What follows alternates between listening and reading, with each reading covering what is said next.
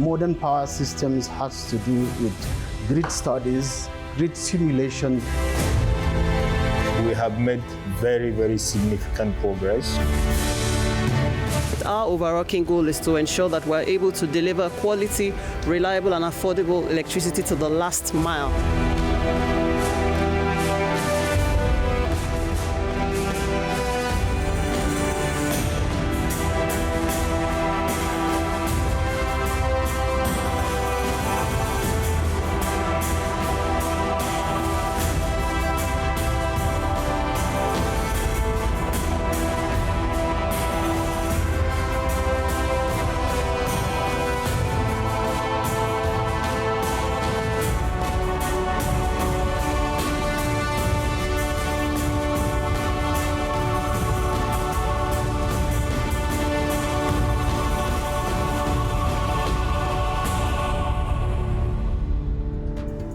Electricity is the heartbeat of a thriving economy, powering homes, sparking industries, and igniting progress.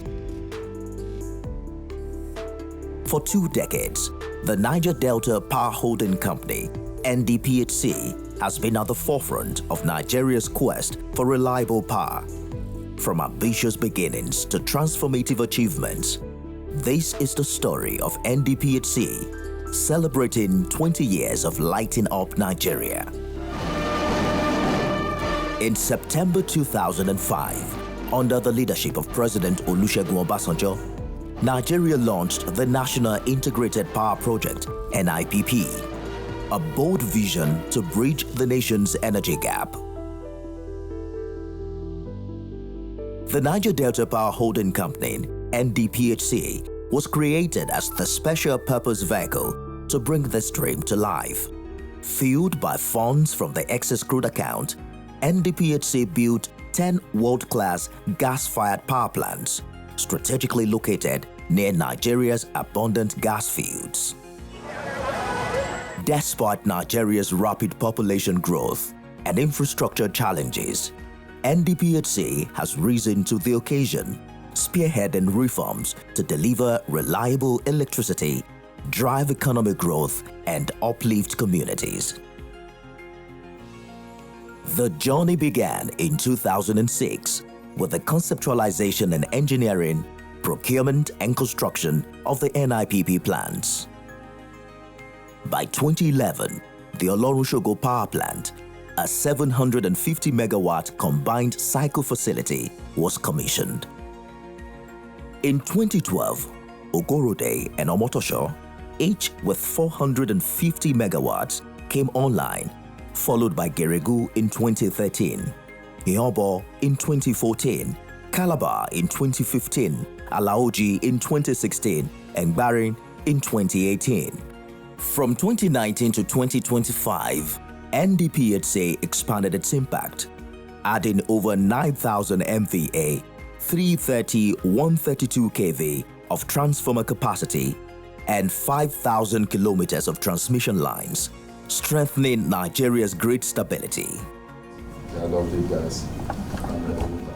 At the heart of Ndphc's mission is the Geregu Power Plant, a 435 megawatt facility powering homes, schools, and businesses across Nigeria. When I came on board, I came with a vision, and we hit the ground running with this vision. And the vision was anchored on 3 pillars. Pillar number 1, which is to optimize the performance of our power plants to ramp up our revenues. Pillar number 2 was to optimize our processes to drive operational efficiency. And then pillar number 3 was to leverage our human capital and technology to drive and sustain long-term transformation. And then this vision was clearly communicated, cascading through the entire organization. And I must give credit to my staff because they keyed in and were all aligning, our objectives, to ensure that we were able to transform the vision to reality. So you would see a lot of vertical and horizontal integration within the organization, across the business units, across the directorates. The staff are fully aligned and fully on board, and we're steadily progressing and working towards hitting those milestones. And these are the reasons we're able to sustain and achieve, the progress that we've made in the last 1 year. Over the years, I've been very intentional about building my leadership capital. So if you look at my career trajectory, from the private sector to my entrepreneurial journey to my entry into the public sector where I managed procurement in the Central Bank of Nigeria, I had always anchored, my personal philosophy of leadership on 2 key pillars, and that's leadership by inclusion and leadership by inspiration. Because I believe that the hallmark of transformational leadership lies in the ability to inspire, your team members, and that's what I've been able to leverage to be able to drive my team the way that I have. And so for me, leadership is essentially leading by example, and that's what I align with, and of course, which aligns with the core values. I have a very high value system, and which also aligns with the core values of the organization, which is professionalism, integrity, teamwork, respect, accountability, and creativity. And every staff, like I mentioned earlier, has keyed into this vision and the core values, and we're steadily creating a new mindset shift in the organization, and the staff are steadily working towards achieving all that we've set as a new team and a new management. Distribution infrastructure is one of the most critical parts of the value chain, because whatever you keep on generating but you cannot evacuate through the distribution medium is a very big challenge in the grid performance. So as a result of that, we do deploy a lot of innovations in the area of scoping and identifying what we need to do in investment into the distribution side. As I speak to you, we have our field project managers, which are located across the country, and they do give us inputs into what we are expected to do in terms of distribution projects. Like you are all aware, the modern power systems has to do with grid studies, grid simulation, carrying out short circuit analysis and some other steady state analysis, so that the software will not give you the visibility of what type of investment you are going to do and at the right place. Bearing in mind, viability and visibility in collaboration with the distribution companies is very key in achieving that. So deployment of smart technology using system simulation, system studies, and even sensitivity analysis, where if there is an outage on a particular feeder that is taking significant amount of megawatts, what impact is going to have on the overall grid, and same as on the 330 or 132 kV line of transmission networks. Geregu's impact extends far beyond its gates. By powering Kogi State and contributing to the West African power pool, it fosters regional energy trade and economic growth.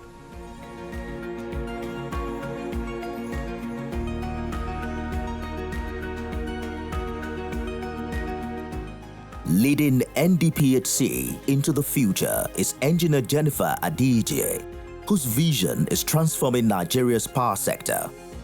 Since her appointment in August 2024, she's driven bold reforms to unlock Ndphc's potential. In 1 year, we came up with a robust recovery plan for reviving our dormant turbine units and power plants, and we've hit some major milestones in that regard. We're able to recover 1 unit in Calabar NIPP, where we successfully concluded a HGPI hot gas path inspection. We're also able to recover 1 unit in Sapele NIPP, where we're able to revive the units which was defective basically, because we had accessory gearbox bearing failures. We're also able to revive 2 units in Hova Benin NIPP, where we had vibration and alignment issues, and we're also able to revive 1 unit in Omotosho NIPP, where we successfully did filter upgrades and filter changes. And so across the entire fleet, I can say that we're able to recover about 600 megawatts, which has added to our mechanical availability and is also contributing significantly also to the sector-wide performance. As you know, this year, sometime in March this year, we hit a milestone power generation in terms of 6,000 megawatts target that was set by the ministry. And I can say that Ndphc contributed very significantly to this. So across the fleet, we've improved our mechanical availability and our load factors. And it's all thanks to the recovery plan that we put in place when we came on board. We've also embarked on an asset recovery program. So we had a number of our assets that were abandoned at the ports, which we have now recovered also, which we can use, to complete our ongoing projects. And that saved the company billions of naira. With the support of the Nigeria Customs Service, we're able to recover these assets, that were lying across the ports. We're also able to introduce technology, for digital transformation, to streamline our processes and to bring about efficiency of our standard operating and O&M practices. And this has also helped us to significantly reduce our insurance premiums. And lastly, I would say that we've done a lot in terms of a cultural shift in the organization. We're providing enablers also for staff to be more productive. We have made very, very significant progress in terms of recovery of these gas turbines. Yes, a lot of them are out of service because of one issue or the other, and that has to do with major repairs. And so when this management come in, a lot of focus and attention was given to the power plants. A lot of investments were made in order to ensure that those particular plants that have been out of service optimally recovered. So we were able to recover about 600 megawatts. And these 600 megawatts add to our capacity of about 1,500 to make it to 2,000 plus. So, and this is a very huge recovery within 1 year. Within 1 year in office, with the support of the managing director and the other executive management, they listened to us. We are the custodian of this asset. We know what to do. We have the right people. We have the right professionals in the power plants, the team of engineers. And what is really amazing that stand out, some of these units are actually recovered through our in-house engineers. So it's not all the machines that we engage expatriates to recover them, but with the renewed spirit and commitment of the management, we were able to get our in-house team to carry out this important recovery. And that now put us in a more advantageous position in terms of available capacity. So this is huge contribution to the value chain. In Nigeria, we have about 14,000 megawatts of capacity available, and then we bring in another 600. It's really a good number that add to the available capacity of power for the Nigerians. Under Adijay's leadership, Ndphc has boosted revenue collection from 9% to 38% year over year, enhancing financial sustainability. Her focus on collaboration with stakeholders like the Ministry of Finance, NISO, and private partners ensures reliable electricity delivery. Over the last 20 years, we have invested copiously across the gas to electricity value chain. As a matter of fact, no entity in the public or private space has invested as copiously as Ndphc. Our investments span the length and breadth of Nigeria. In the transmission segment alone, we've successfully executed over 50 substations, 330 kV, 132 kV substations, line bay extensions, transformers, and we've actually contributed over 5,000 MVA in terms of transformer capacity in the transmission sector alone. And these are projects that are being enjoyed by TCN and for the benefit of Nigerians. And generally, in the distribution segment as well, we have contributed projects that impact all the 11 discos in Nigeria. And so we pride ourselves in being that entity of the government that is driving and scaling and bridging power sector infrastructure gaps. In spite of the challenges in the sector, we've never lost sight of our goal as an interventionist agency, and we're spearheading power sector reforms. With respect to Ndphc, we try to put up a plan in the short, middle, and long term. And that does align with the MD's vision. And you know well that our focal points are optimizing processes, optimizing systems. Yes. You know, and also leveraging on human capital development using technology. So all of these pieces we try to put together to come up with a holistic framework, which is working already. You have seen the MD moving from one place to another. Absolutely. You would notice that in terms of logistics plans and all of that, visits to every plant that the management did brought about first-hand knowledge on how to really optimize these assets in terms of productivity. She was in a hover in Edo, where 2 of the turbine engines, were started up, and they've been lying without working. So the issues were addressed from the generation aspect of it, but all of this, from directorate to directorate, is functioned to fit into JMD's vision, and it's working. We don't only have success stories within a short time. We do have high levels of improvement in the way things are done, in terms of customer relationship, in terms of customer drive, as well as management of stakeholders within the market sector and the commercial sector. We have 100 megawatts signed and sealed, approved, with an entity that is legitimately licensed by NEC to trade. We have a whole lot others on the chain. I make bold to say that within a year, from the commercial aspect and in line with MD's agenda to turn Ndphc around, but all of that also would align with the generation capacity as well as availability of fuel and gas. What we do, the whole idea, because of the disintegration of the power sector, there are more of collaboration between both parties. While the regulator is making arrangements for delineation of assets into different subcos, we Ndphc, because we have a lot of investment across all the distribution companies, we interface together with them through identifying the projects that we delivered and how we are going to work together as a team to deliver energy to the last man within a community or environment.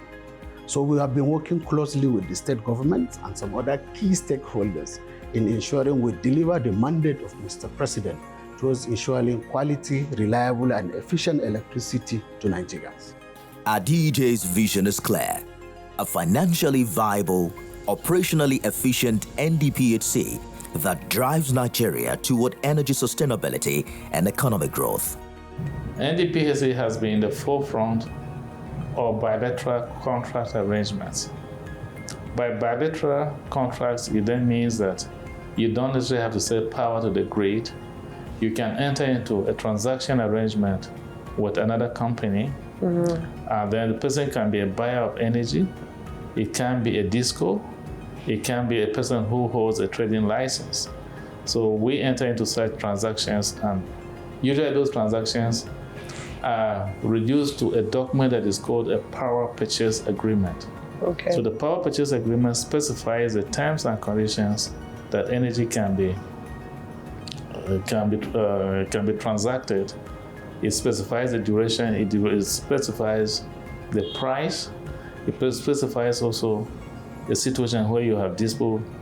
If you have a dispute, how it should be resolved. Ndphc has been in the forefront of these relationships.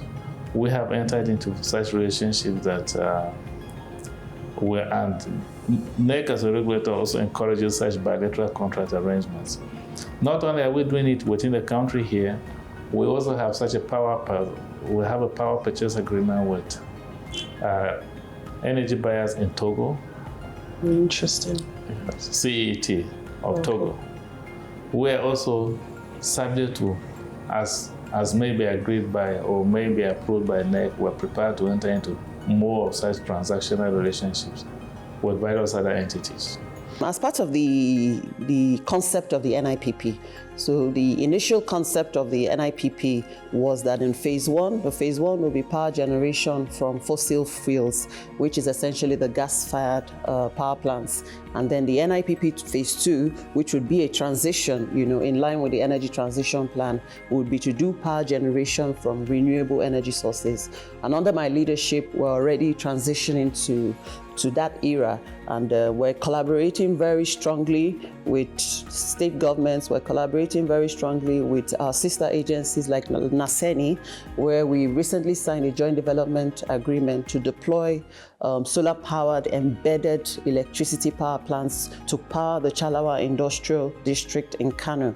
And for us, the commercial and industrial clusters are very crucial because of the role that industrialization plays in driving sustainable socio-economic development. And we do know that electricity would power productivity, and productivity will power economic growth.